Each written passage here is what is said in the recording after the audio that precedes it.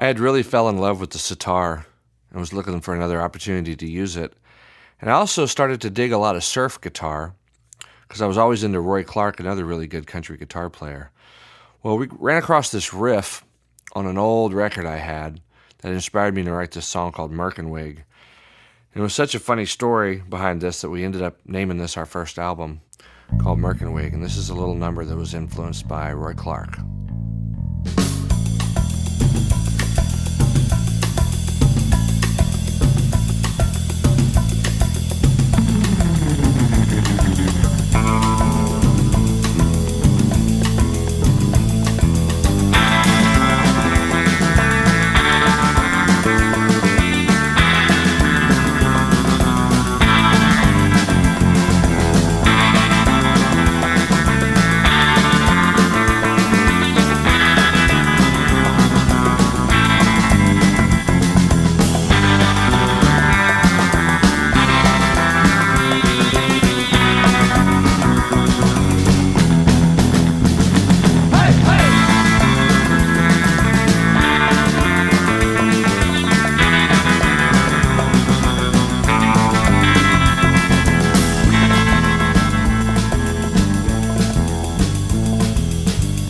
There it was, sitting in the coffee shop off of 42nd Street. I was having my usual cup of Java and reading a Naked Lunch paperback I'd bought an hour earlier. Some cat was playing piano in the corner of the smoky joint. I had a toasted bagel at my side, and then she walked in. Cat glasses, lime green heels, a polyester mini with a zipper down the back, a bow in her hair, which was bright as the sun, and the way she smiled at me, she reminded me of Gidget.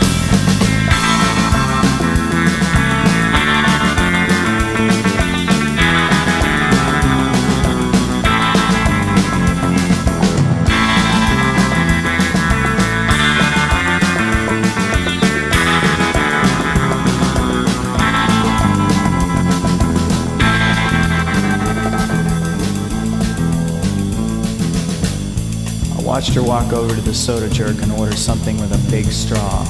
I saw the dimples in her thighs as she dropped her change on the marble countertop.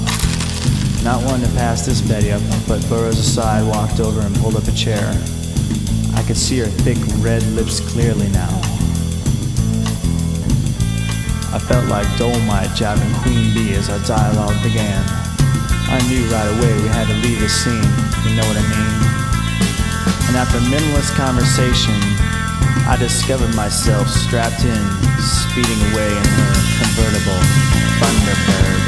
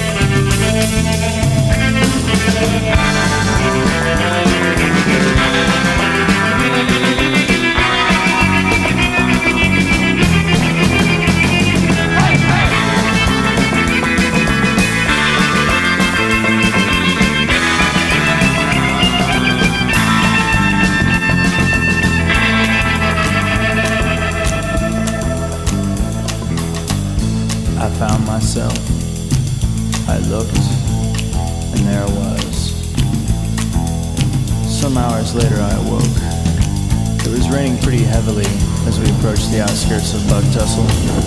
We were just west of the Joplin Turnpike. Square, man.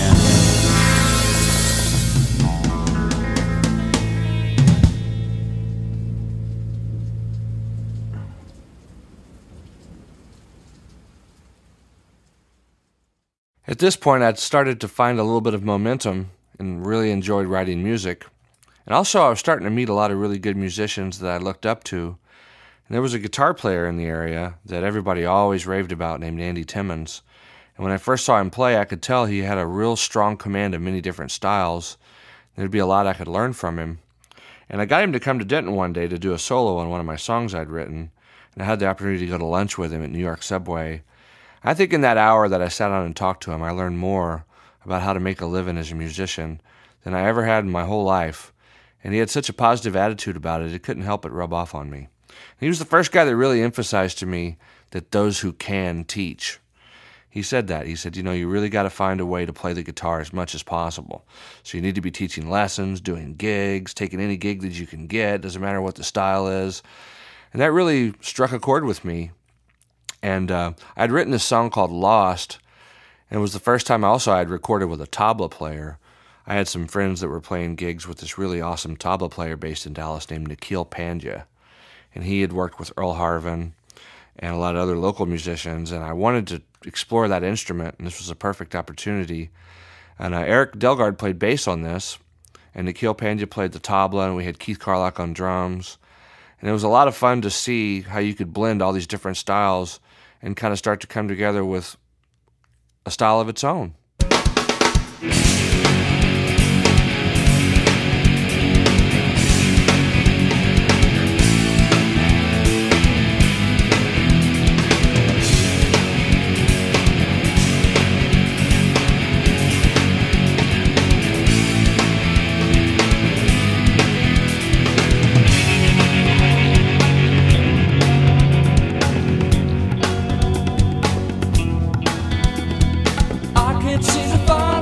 I think I'm going insane. There's something magic about you. And if I could see inside the pages of your mind, would they open like a book for me? Oh yeah. I can't seem to find myself. I think I'm going insane. I am simply lost without you.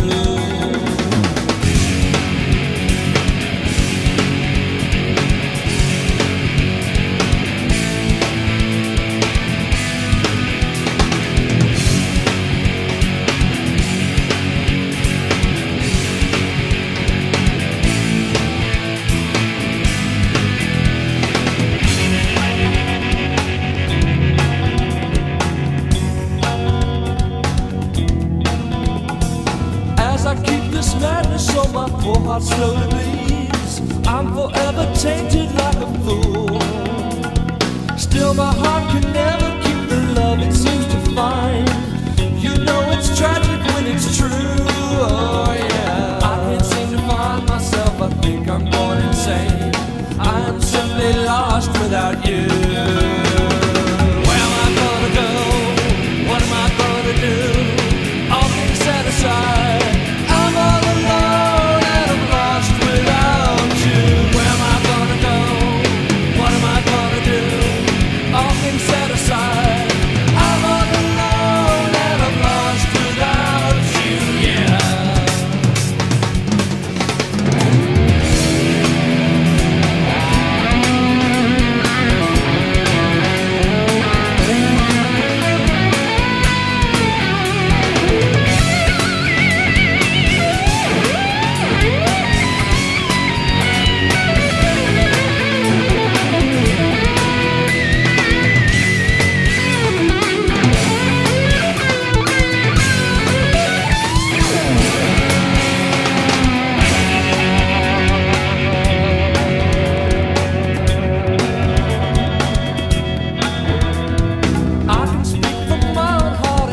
State the truth, everything I want to say to you. Fill your heart and close your eyes, let my passion deep inside. There's so much I need to say to you. Oh yeah. When I keep this pain inside, when I look into your eyes, I am simply mad about you. Where am I gonna go? What am I gonna do? All things set aside, I'm all alone and I'm lost without you. Where am I gonna go? What am I gonna do?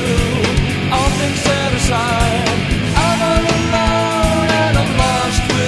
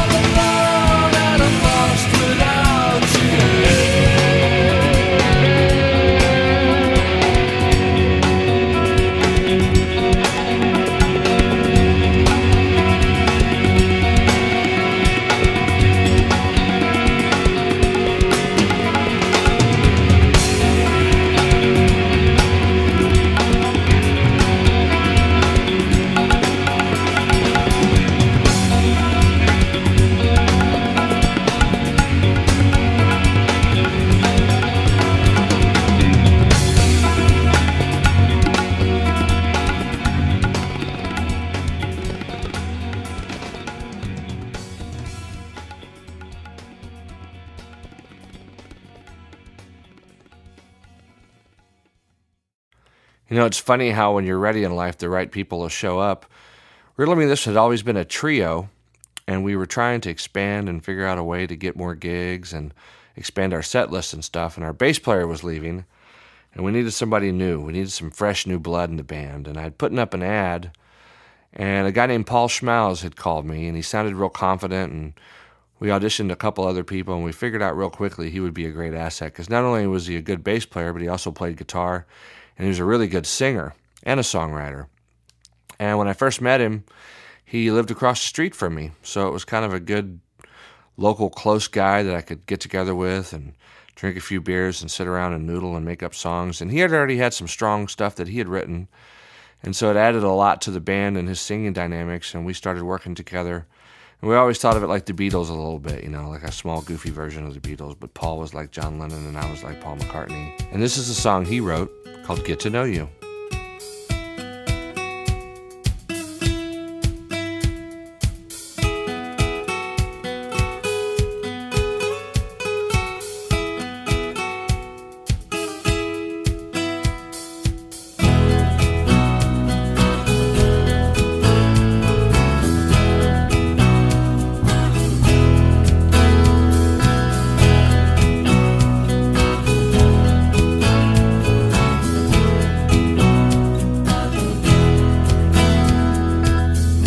Back to where you once belonged. No, no, no, it's time to move on. Nothing I've ever tried could ever change you.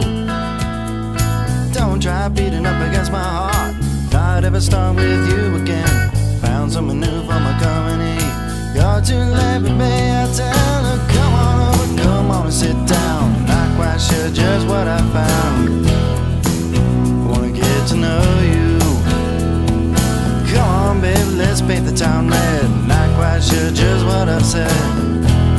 I won't get to know you. The past just seems too far from me. Now you don't mean that much to me. Sometimes I find you running in my mind, inside your skin, but I can't shelter you. I know you do the same for me. Found someone new for my company. You're too late, baby, I tell her, come on over, come on and sit down. Not quite sure just what I found. I wanna get to know you. Come on, babe, let's paint the town red. Not quite sure just what I've said. I wanna get to know you. Oh yeah.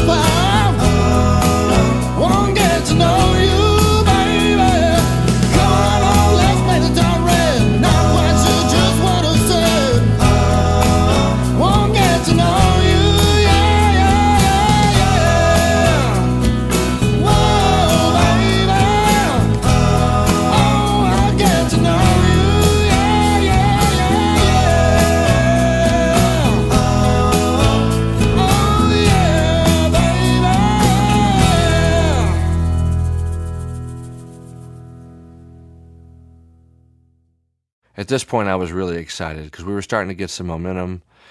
And I actually went to lunch one day with David Garza right before his gig here in town at a place called Mr. Chopsticks. That's still here. It's in a different place now. But he had told me that he thought the most important thing in the band was having good percussion and rhythm because it invited people up to the stage. And he kind of mentioned to me he had learned that from Brave Combo. And we always were surprised, but before David's shows, people were just sitting there on the stage waiting for it to start. There was none of this like, 10 foot back from the stage business with him, and people were just waiting. They couldn't wait for it to whole start. And I think it was the rhythm that did that. So we made a point to get a percussionist in our band, and we found this guy, Charlie Short, who was a percussion major, and he introduced us to all kinds of cool stuff we never really even thought about. And one day they were having a clinic up at school with this guy named Chalo Eduardo, who was a big percussion guy from Los Angeles, and he had endorsements and had played with Carlos Santana and all these amazing people. And the funny thing is somehow Charlie got him to come over to the studio and play on a bunch of our songs. And, he was way out of our league, but he did it anyway, I guess, just to kind of be nice. And it was a great learning experience, and I really, really fell in love with the idea of just having auxiliary percussion on almost everything that we did. And this is a little jam session that came at the end of one of the songs that I always really liked a lot.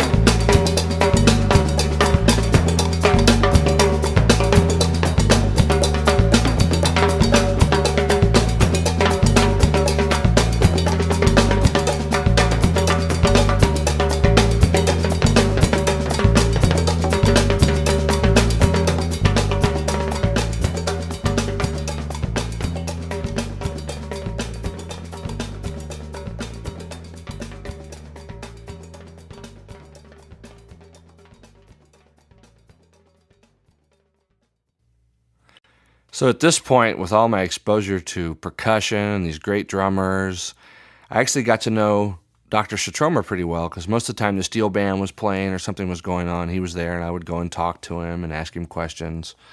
And I remember talking to him about if he knew anybody that played the tabla. And he mentioned that he played a little bit, and he actually came to the studio one day to play some stuff for us. But he said, if you really want to get somebody good, you should look up this guy, Alok Dutta. And he just had happened to move out to Los Angeles. So me and Eric Delgard, my buddy and engineer on all this stuff, were out there one time doing a mastering session, and we ended up having Alok come into the studio and play some tabla for us on this tune we called the Macbar Techno. And it was affectionately named after a guy that used to work at a store in Houston called Macbar. And it was a funny story between us and the band, but it was another opportunity to get out the sitar and really explore different styles of music. This is what came from that session.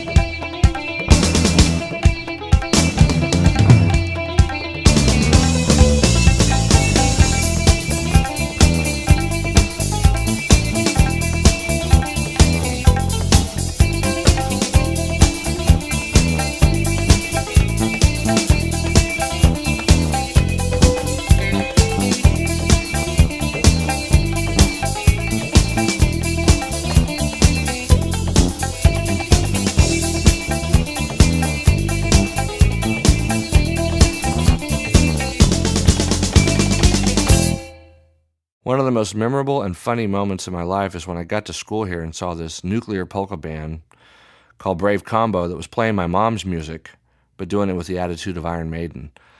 I couldn't believe it. I grew up around polka. I was raised by a Czech family, and I have to say I didn't think that kind of music was cool at all, even remotely cool. Couldn't stand it. And my mom used to dress me up in these little outfits and bring me on stage, and me being adopted, I just didn't have the blood for it or something. But when I saw these guys play, it really interrupted my patterns, and I had to come to grips with this and figure out what in the hell are these guys up to. So the only way I could figure this out was to write the guy a letter and send him my CD and see what he was thinking. And he was gracious enough to call me back, and we got together and did a session where I actually paid him for his time just to ask him questions about developing a band and how he'd done with what he had done with a style of music that was extremely challenging to market, I would think.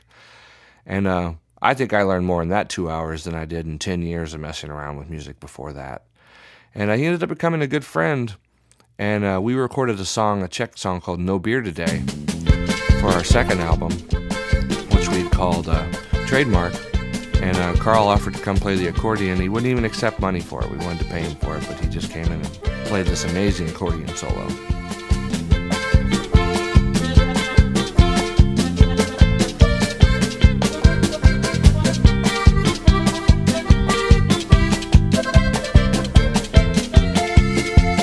Driving in my car on a Sunday afternoon, and all I had to spend was $1. So I walked into a bar and I got myself a beer. You should have heard that bartender holler, "Hey! No beer today, there's no beer today. You can't buy beer on Sunday. No beer today, there's no beer today. You're gonna have to wait till Monday. No beer today, there's no beer today.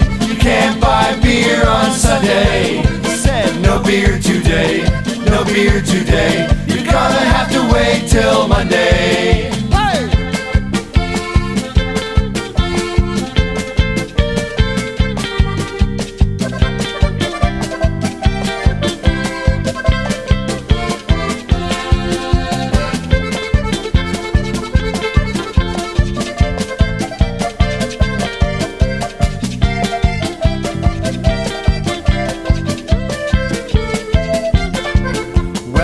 Back in my car on that Sunday afternoon, 'cause I was feeling tired round the collar. I went to Grandma's house and I got myself a beer, and you should have heard my grandfather holler, "Hey! No beer today, there's no beer today. You can't buy beer on Sunday. No beer today, there's no beer today. You're gonna have to wait till Monday. No beer today, no beer today. Can't buy beer on Sunday. No beer today, there's no beer today. You're gonna have to wait till Monday. You're gonna have to wait till Monday. Gonna have to wait till Monday."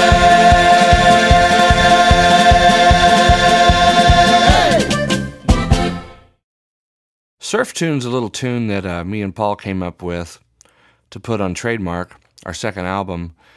And it really has a culmination of everything we thought was cool. We had the surf guitar stuff on there again, and we had the sitar. And there was a really great trumpet player that was playing gigs around town that we knew of his name. And we called him up and asked him to come in the studio because we thought it might be kind of cool to have kind of like a mariachi type thing on this. And he went way beyond that and just did the coolest, really awesome thing. And it had this great tone.